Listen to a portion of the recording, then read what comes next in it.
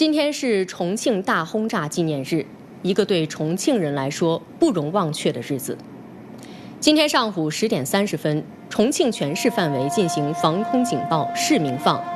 悼念抗日战争时期在重庆大轰炸中遇难的同胞。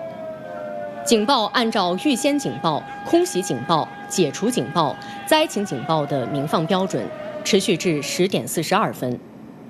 1938年至1943年，侵华日军对重庆进行了长达5年半的轰炸，史称重庆大轰炸。轰炸中死伤者超过24000人。1941年6月5号，日机空袭重庆，酿成震惊中外的重庆65大隧道惨案，成为第2次世界大战中间接死于轰炸人数最多的一大惨案。